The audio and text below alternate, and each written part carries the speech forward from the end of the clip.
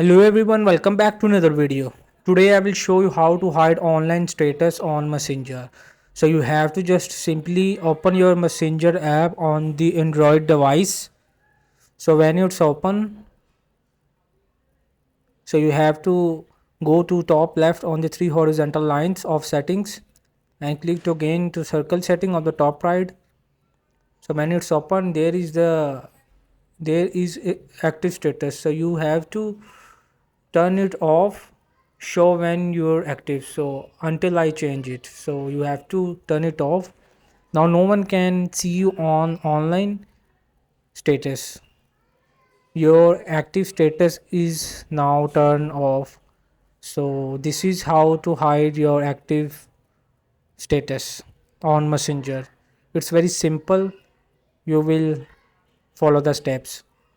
Hope this video help you. Please don't forget to like and subscribe.